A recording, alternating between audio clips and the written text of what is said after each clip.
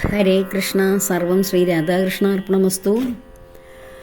നമ്മൾ പലപ്പോഴും നമുക്കുണ്ടാകുന്ന കർമ്മങ്ങൾ, നമുക്ക് ഇപ്പോൾ അനുഭവിക്കേണ്ടി വരുന്ന കാര്യങ്ങൾ ഭഗവാന്റെ തലയിൽ കെട്ടിവെച്ച് നമ്മൾ ആ ഭഗവാനോട് അകന്നു പോകുന്ന ചില പ്രവണതകളുണ്ട്. നമുക്ക് സംഭവിക്കുന്ന കാര്യങ്ങൾ അത് ഭഗവാന്റെ കുറ്റം കൊണ്ടാണ്. ഞാൻ ഭഗവാനെ പ്രാർത്ഥിച്ചിട്ടും ഭഗവാനെ സ്നേഹിച്ചിട്ടും എനിക്കിങ്ങനെയുള്ള ദോഷങ്ങളൊക്കെ തരുന്നല്ലോ, അല്ലെങ്കിൽ മോശമായിട്ടുള്ള സംഭവങ്ങളൊക്കെ ജീവിതത്തിൽ കടന്നു വരുന്നല്ലോ എന്ന ചിന്തയോടുകൂടി ഭഗവാനോട് അകന്ന് നിൽക്കുകയും ഭഗവാനെ ഉപേക്ഷിക്കുകയും ഒക്കെ ചെയ്യുന്ന, അല്ലെങ്കിൽ കുറ്റപ്പെടുത്തുകയും ഒക്കെ ചെയ്യുന്ന പ്രവണത നമുക്കുണ്ട്. നമ്മൾ ഒന്ന് ആലോചിച്ച് നോക്കിയാൽ നമ്മൾ ശരിയായിട്ടുള്ള ജ്ഞാനത്തിലൂടെ ചിന്തിക്കുമ്പോൾ നമുക്ക് മനസ്സിലാകും, നമുക്ക് കടന്നു വരുന്ന സംഭവങ്ങളൊന്നും ഭഗവാന്റെ നിശ്ചയമല്ല, അതെല്ലാം നമ്മുടെ തന്നെ നിശ്ചയമാണ്. ഭഗവാൻ സാക്ഷിയായി ഇങ്ങനെ കണ്ടുകൊണ്ട് നമ്മുടെ ഉള്ളിൽ നിലനിൽക്കുക മാത്രമാണ്. സാക്ഷിഭൂതനായിട്ട്, നമ്മുടെ മനസ്സാക്ഷിയായിട്ട്, മനസ്സ് ചെയ്യുന്ന കർമ്മങ്ങളെല്ലാം കണ്ട് നിൽക്കുന്ന ഒരു സാക്ഷി മാത്രമാണ്. ഇതുപോലെ പൂർവ്വജന്മങ്ങളിലും ഈ സാക്ഷിയായി നമ്മുടെ ഉള്ളിൽ ഭഗവാൻ ഉള്ളതുകൊണ്ടാണല്ലോ നമുക്ക് ജന്മങ്ങൾ എടുക്കാനും ഇവിടെ ജീവിക്കുന്നു എന്ന അനുഭവം ഉണ്ടാകുവാനും കാരണമാകുന്നത്. അതിൽ ഞാൻ എന്ന ബോധം നമ്മളിൽ ഇരിക്കുന്നത് കൊണ്ടാണ് നമുക്കിവിടെ ജീവിതമുണ്ട് എന്ന അനുഭവം തന്നെ ഉണ്ടാകുന്നത്. ഞാൻ എന്ന ബോധം നമ്മളിൽ നിന്ന് എപ്പോഴും മറയുന്നോ അപ്പോൾ പിന്നെ ഇവിടെ ജീവിതവുമില്ല, ഇവിടെ ഭൂമിയുമില്ല, ബന്ധുക്കളുമില്ല, ഒന്നുമില്ല, നാം ഒന്നും അനുഭവിക്കുന്നില്ല. അപ്പോൾ ഇവിടെ അനുഭവിക്കുന്നത് ഒരു കാര്യം കൊണ്ടാണ്. എന്തുകൊണ്ടാണ്? ഞാൻ ഉള്ളതുകൊണ്ട്. ഞാൻ ആരാണ്? ഈശ്വരൻ, ഭഗവാൻ. അതുകൊണ്ടാണ് ഭഗവാൻ ഭഗവത്ഗീതയിൽ പറഞ്ഞത്, അർജുന, നീ ചെയ്യുന്ന ഓരോ കർമ്മങ്ങളും ഞാൻ ചെയ്യുന്നു എന്ന് സങ്കല്പിച്ച് ചെയ്യുക. അപ്പോൾ അതിൻ്റെ കർമ്മഫലം നിന്നെ ബാധിക്കുകയില്ല. എന്നുവെച്ചാൽ ഭഗവാൻ ചെയ്യുന്നു എന്ന് ആലോചിച്ച് ചെയ്യുക എന്നല്ല. ആ അർജുനൻ്റെ ഉള്ളിലിരിക്കുന്ന ഞാൻ ചെയ്യുന്നു. ആ ഞാൻ ആരാണ്? സാക്ഷാൽ ഭഗവാൻ തന്നെയാണ്. ഇവിടെയുള്ളതെല്ലാം ഞാൻ തന്നെയാണ് എന്ന് ഭഗവാൻ പറഞ്ഞത് എന്തുകൊണ്ടാണ്? ഇവിടെ കാണുന്നതെല്ലാം ഞാൻ തന്നെയാണ്. എന്ന് വെച്ചാൽ എല്ലാവരെയും ഞാൻ എന്നാണ് വിളിക്കുന്നത്. ആ ഞാൻ ഓരോരുത്തരിൽ നിന്നും നഷ്ടപ്പെടുമ്പോഴാണ് പിന്നെ നമുക്കിവിടെ ജീവിതം അനുഭവിക്കാൻ കഴിയുന്നില്ല. അപ്പോൾ നമ്മൾ മരണമാണ്, ഇവിടം വിട്ടു പോവുകയാണ് ചെയ്യുന്നത്.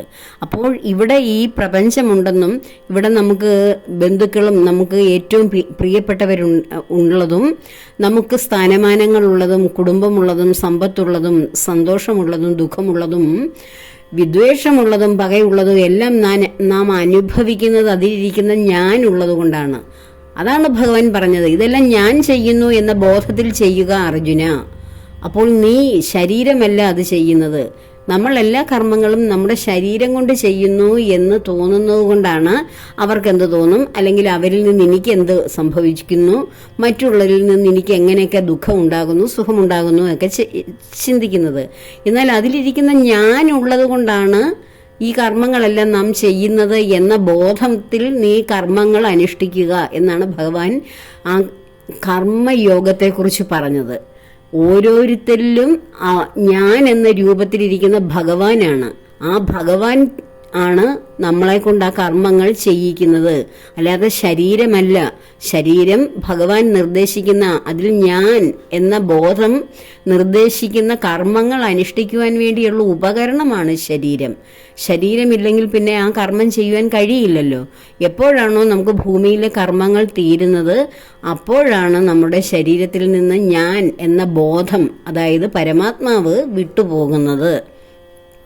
അപ്പോൾ ഈ കർമ്മങ്ങൾ ഇതിനു മുമ്പും നാം ജന്മം എടുത്തിട്ടുണ്ടാകാം, ഇനിയും എടുക്കും.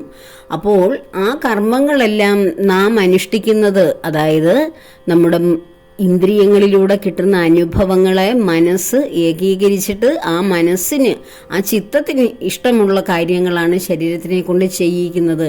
അപ്പോൾ അവിടെ ഞാൻ സാക്ഷിയായി എൻ്റെ ഉള്ളിൽ, നമ്മുടെ ഉള്ളിൽ നിലകൊള്ളുകയാണ് ചെയ്യുന്നത്. അങ്ങനെ നമ്മുടെ ഇഷ്ടമനുസരിച്ച്, അതായത് നമ്മുടെ ചിത്തത്തിൻ്റെ ഇഷ്ടമനുസരിച്ച് നാം ചെയ്തു വയ്ക്കുന്ന പ്രവർത്തികളാണ് സഞ്ചിത കർമ്മങ്ങളായി നാം വീണ്ടും വീണ്ടും അനുഭവിക്കുന്നത്. ആ അനുഭവിക്കുന്ന കർമ്മങ്ങളാണ് നമ്മൾ കർമ്മഫലങ്ങളായി വീണ്ടും ഈ ജന്മമോ അല്ലെ ഇനിയും വരുന്ന ജന്മങ്ങളോ അനുഭവിക്കുന്നതും. അപ്പോൾ അതിലൊരു പങ്കില്ല. ഭഗവാൻ അതിൽ ആ കർമ്മങ്ങൾ ചെയ്യുവാനുള്ള ജീവനെ തന്ന്, ആ ബോധത്തെ തന്ന്, ബുദ്ധിയെ തന്ന് നമ്മുടെ ഉള്ളിൽ ഇരിക്കുന്നു എന്നേ ഉള്ളൂ. നമ്മെക്കൊണ്ട് നമ്മുടെ ഇന്ദ്രിയ സുഖങ്ങളിലൂടെ അല്ലെ പുറത്തുനിന്ന് കിട്ടുന്ന ആ ഒരു അനുഭവങ്ങളിലൂടെ നാം ആർജിക്കുന്ന സംസ്കൃതിയിലാണ് നാം ആ കർമ്മങ്ങളൊക്കെ ചെയ്യുന്നത്. അതാണ് കർമ്മഫലമായി നമ്മെ പിന്തുടരുന്നത്. അതിന് ഭഗവാനെ കുറ്റം പറഞ്ഞിട്ടോ അല്ലെങ്കിൽ ഭഗവാൻ എൻ്റെ കൂടെ ഉണ്ടായിട്ടോ ഈ കർമ്മഫലങ്ങൾ മാറ്റിവെക്കുവാൻ ഭഗവാന് കഴിയുന്നില്ലല്ലോ, ഞാൻ ഇതൊക്കെ അനുഭവിക്കേണ്ടി വരുന്നല്ലോ എന്ന് നമ്മൾ ഭഗവാനെ പഴിചാരണ്ട. കാരണം കർമ്മഫലം അനുഭവിച്ച ആളാണ് മനുഷ്യരൂപത്തിൽ ഭൂമിയിലെത്തിയ ഭഗവാൻ പോലും. ഈ ഭൂമിയിലേക്ക് ആര് കടന്നു വരുന്നോ അവരെല്ലാം കർമ്മഫലം അനുഭവിക്കാനാണ് വരുന്നത്. അതുകൊണ്ടാണ് പൂന്താനം തിരുമേനി നമ്മളോട് ജ്ഞാനപ്പാനയിൽ പറഞ്ഞത്, കർമ്മങ്ങൾക്ക് വിളനിലമാകിയ പുണ്യഭൂമി ഭാരതമറിഞ്ഞാലും. ഈ ഭൂമിയെ പുണ്യഭൂമി, കർമ്മങ്ങൾക്ക് വിളനിലമാകിയ ഭൂമിയാണ്. കർമ്മങ്ങളാകുന്ന വിത്തുകൾ ഇവിടെ വിതച്ചിട്ട് ആ വിളവ് കൊയ്യാനല്ലേ, വിളവിറക്കാൻ വരുന്ന കർഷകരാണ് ഓരോ ജീവാത്മാക്കളും. അത് ഭഗവാൻ പോലും ആ കർമ്മത്തിന് അതീതനല്ല. കാരണം ഭഗവാൻ മനുഷ്യനായി ഒരു ഉത്തമനായ ശ്രേഷ്ഠനായ ഒരു മനുഷ്യനായി ഭൂമിയിൽ അദ്ദേഹം അവതാരമെടുത്തത് കാരണം അദ്ദേഹത്തിനും കർമ്മം അദ്ദേഹത്തിൻ്റെ പിന്നാലെ കൂടി. എന്ത് കർമ്മം? ജര എന്ന ആ വേടൻ്റെ അമ്പേറ്റ് അദ്ദേഹം അവസാനം സ്വധാമത്തിലേക്ക് കടന്നു പോകുമ്പോൾ ആ ജര ഭഗവാന്റെ ആ പത്മപാദങ്ങൾ കണ്ടിട്ട് ഏതോ മൃഗത്തിൻ്റെ ഏതോ മുഖമോ അല്ലെ മൃഗത്തിനെ മാതിരി ആ മൃഗത്തിൻ്റെ ശരീരഭാഗമാണെന്ന് തെറ്റിദ്ധരിച്ച് അമ്പെയ്യുകയാണ് ചെയ്യുന്നത്. അപ്പോൾ അങ്ങനെ അമ്പെയ്യുമ്പോൾ ഇത് ഭഗവാനാണ്, ഭഗവാന്റെ പാദങ്ങളിലാണ് അത് വന്ന് കൊണ്ടത്, പെരുവിരലിലാണ് കൊണ്ടത്. അവിടെ നിന്ന് ഇങ്ങനെ രക്തം ഒലിക്കുന്ന ആ രംഗം കണ്ടുകൊണ്ട് ഭഗവാന്റെ മുന്നിൽ വന്ന് സാഷ്ടാംഗം വീണ് പ്രാർത്ഥിക്കുകയാണ്, എന്നോട് പൊറുക്കണം, എനിക്ക് തെറ്റുപറ്റിപ്പോയി എന്ന് പറഞ്ഞ് ക്ഷമ യാചിക്കുമ്പോൾ ഭഗവാൻ വേടനെ ശപിച്ചില്ല. എന്നെ അമ്പെയ്ത നിനക്ക് ഇന്നതൊക്കെ സംഭവിക്കട്ടെ എന്ന് അദ്ദേഹം ശാപം കൊടുക്കുകയില്ല. കാരണം ജന്മാന്തരങ്ങളുടെ കർമ്മബന്ധങ്ങൾ അറിയാവുന്ന ഭഗവാൻ ആ വേടനോട് പറയുകയാണ്, ഇത് എൻ്റെ കർമ്മഫലമാണ് നീ ചെയ്തത്. ഞാൻ മുൻപ് ശ്രീരാമചന്ദ്രനായി അവതാരമെടുത്തപ്പോൾ ഭൂമിയിൽ മുൻപ് ഞാൻ അവതാരമെടുത്തപ്പോൾ ഞാൻ ബാലിയെ ഒളിഞ്ഞു നിന്ന് അമ്പെയ്ത ആ ഒരു ചരിത്രം പറഞ്ഞു കൊടുക്കുകയാണ്.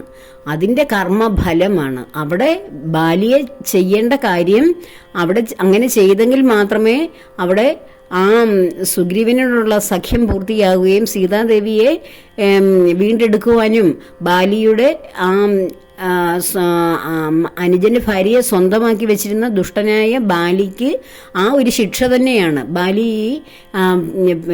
അമ്പേറ്റ് രാമശരമേറ്റ് പിടഞ്ഞ് വീഴുമ്പോൾ ചോദിക്കുന്നുണ്ട്, ഞാൻ എന്താണ് തെറ്റ് ചെയ്തത്, ഞാൻ എപ്പോഴും അവിടുത്തെ ഭക്തനില്ലേ? അപ്പോൾ പറഞ്ഞ് മറ്റുള്ളവരുടെ ഭാര്യയെ സ്വന്തം ഭാര്യയായി വെച്ചു അങ്ങനെ ഒരു ജീവിതം നയിക്കുന്ന ആൾ വധിക്കപ്പെടേണ്ടവൻ തന്നെയാണ്. പക്ഷെ ആ ധർമ്മം അവിടെ ധർമ്മം നിലനിർത്തുവാൻ വേണ്ടി ഭഗവാൻ അത് ചെയ്തപ്പോഴും അതിൻ്റെ കർമ്മഫലം ഭഗവാനിലേക്ക് തന്നെയാണ് വന്നത്.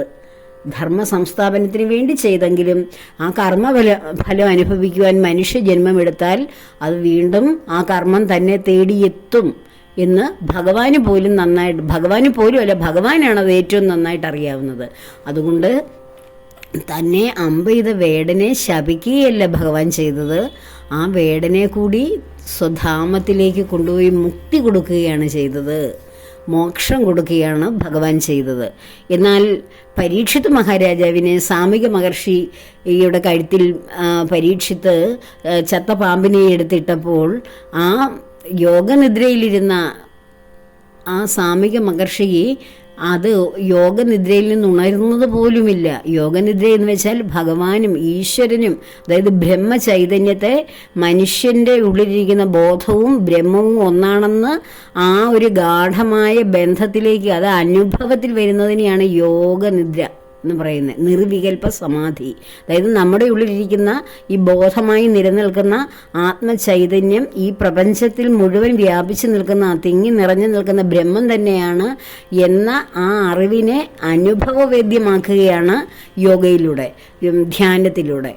ആ ഒരു അവസ്ഥയിൽ, ആനന്ദത്തിൽ, പരമാനന്ദമായ ആ ഒരു ആ ബ്ലിസ്ഫുൾ എന്ന് പറയുന്ന ആ ഒരു അവസ്ഥയിലിരിക്കുന്ന ആ യോഗി എന്താണ് തൻ്റെ ശരീരത്തിൽ നടക്കുന്നതെന്നോ പരിസരത്ത് നടക്കുന്നതെന്നോ അദ്ദേഹം അറിയുന്നില്ല.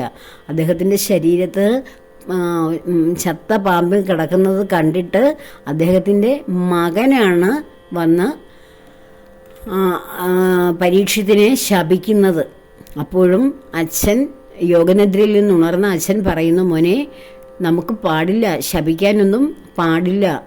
അദ്ദേഹത്തിൻ്റെ രാജധർമ്മമാണ് നായാട്ടിന് വന്നതെന്നും വെള്ളം, ദാഹജലം ചോദിച്ചതും ഒക്കെ. നമ്മൾ നമ്മുടെ കർമ്മമാണ് പാലിക്കേണ്ടത്. ക്ഷത്രിയൻ്റെ കർമ്മം പാലിക്കുന്നു, ബ്രാഹ്മണൻ, ബ്രഹ്മത്തെ അറിയുന്നവൻ അതാണ് പാലിക്കേണ്ടത്. നമുക്ക് ശപിക്കുവാൻ ഒന്നും പാടില്ല, ശപിക്കുവാനുള്ള അർഹതയൊന്നും നമുക്കില്ല. അതിനുശേഷമാണ് ആ ശാപം കിട്ടിയ കാര്യം അദ്ദേഹം തൻ്റെ ആശ്രമവാസികളോട് കൊണ്ട് പരീക്ഷത്തിനോട് ചെന്ന് പറയിപ്പിക്കുകയൊക്കെ ചെയ്യുന്നത്.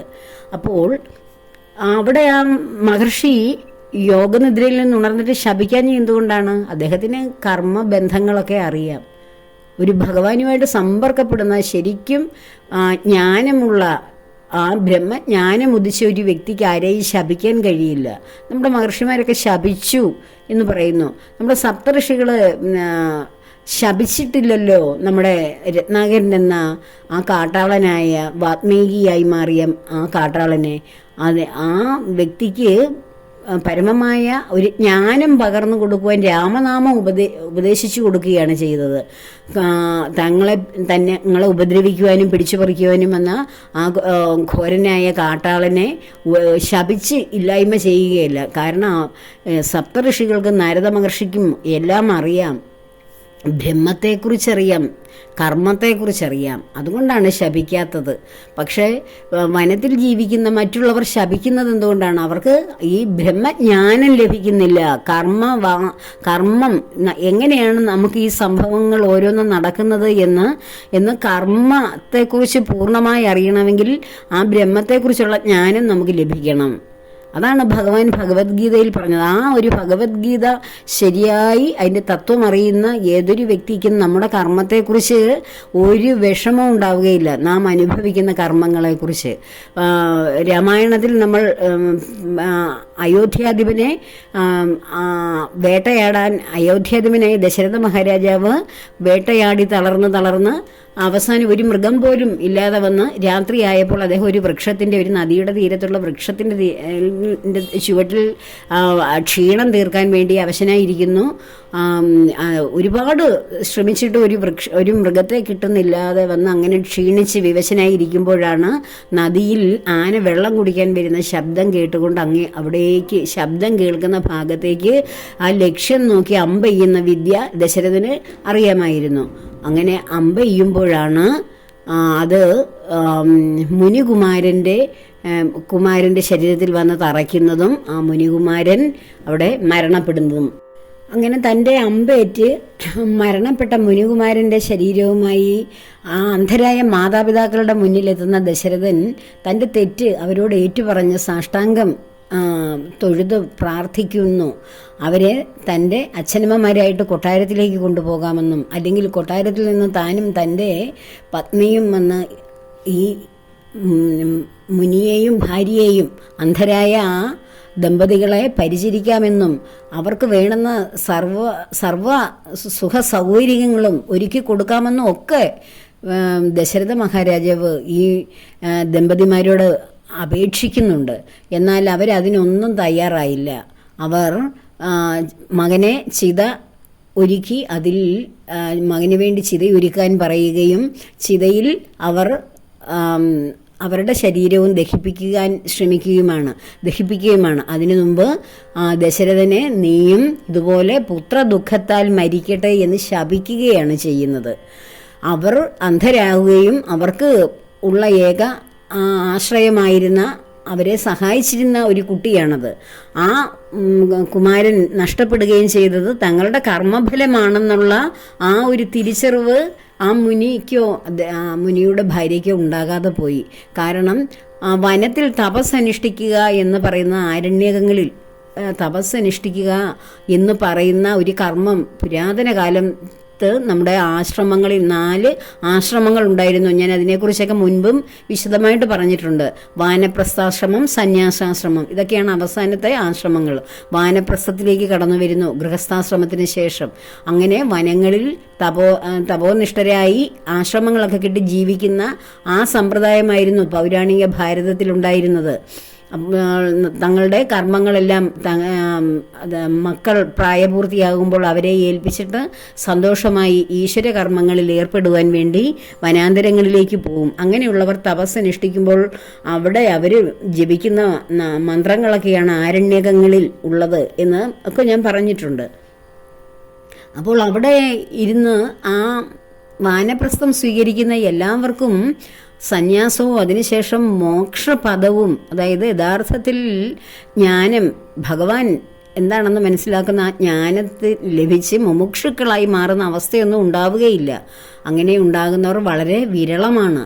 അപ്പോൾ അങ്ങനെ ആ ശരിക്കും ഭഗവാനെ തിരിച്ചറിഞ്ഞ് ഭഗവാനെ അനുഭവിക്കുന്ന വ്യക്തിക്ക് ഒരിക്കലും മറ്റുള്ളവരെ ശപിക്കാനോ അവരുടെ സ്വന്തം കർമ്മത്തെ ഓർത്ത് വിലപിക്കുവാനോ മറ്റുള്ളവരെ അതിൻ്റെ പേരിൽ കുറ്റപ്പെടുത്താനോ ഒന്നും സാധിക്കുകയില്ല. തങ്ങളുടെ കർമ്മഫലമാണ് തങ്ങൾ അനുഭവിക്കുന്നത് എന്ന് അവർക്കറിയാം. അതാണ് ഭഗവാനെ ചെയ്ത ആളിനെ കൂടി മോക്ഷം കൊടുക്കുവാൻ ഭഗവാന് കഴിഞ്ഞത്. സത്യത്തിൽ ഭഗവാനും അതുപോലെയുള്ള കുറച്ച് വിരലിൽ എണ്ണാവുന്ന മുമുക്ഷുക്കളായിട്ടുള്ളവർക്കുമൊക്കെ ആ ഒരു കർമ്മത്തെക്കുറിച്ചും ആ ജന്മാന്തര കർമ്മഫലത്തെക്കുറിച്ചുമൊക്കെ അറിയുകയുള്ളൂ. അതുകൊണ്ടാണ് ഭഗവാൻ മാനവരാശിയോട് മുഴുവൻ നിങ്ങളുടെ കർമ്മഫലത്തെക്കുറിച്ച് അറിയൂ എന്ന് പറഞ്ഞ് കർമ്മഫലം നമ്മെ എങ്ങനെ ബാധിക്കാതിരിക്കും എന്നുള്ള കാര്യങ്ങളും ഒക്കെ ഭഗവത്ഗീതയിലൂടെ മനുഷ്യർക്ക് ഉപദേശിച്ചു കൊടുത്തത്.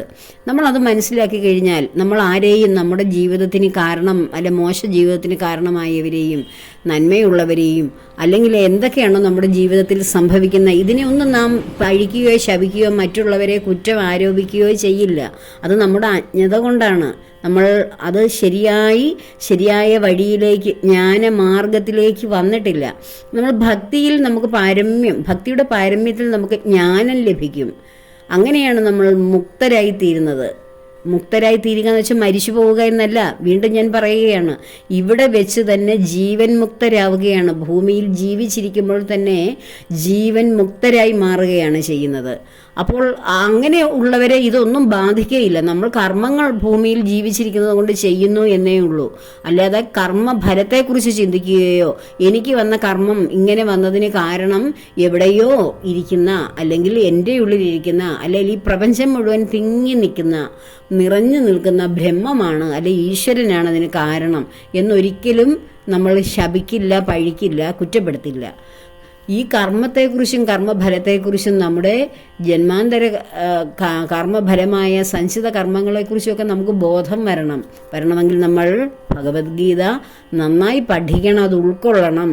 ഗീത പഠിക്കുക എന്ന് വെച്ചാൽ അതിലെ ശ്ലോകങ്ങൾ എടുത്തു വെച്ച് പഠിച്ച് അതിലെ അർത്ഥം മനസ്സിലാക്കി മനനം ചെയ്യുക എന്നുള്ളതല്ല. തത്വങ്ങൾ, അത് മാനവരാശിക്ക് ഭഗവാൻ തന്ന തത്വങ്ങളെക്കുറിച്ച് നാം ഉൾക്കൊള്ളണം. ഇപ്പം രാമായണം വായിക്കുമ്പോൾ രാമസീതാ തത്വങ്ങൾ അറിഞ്ഞാൽ പിന്നെ നമ്മൾക്കൊന്നും അതിൽ വിമർശിക്കാനുണ്ടാവുകയില്ല. അങ്ങനെയാണ് രാമായണത്തിൽ ഭഗവാന്റെ തത്വം അറിയണം.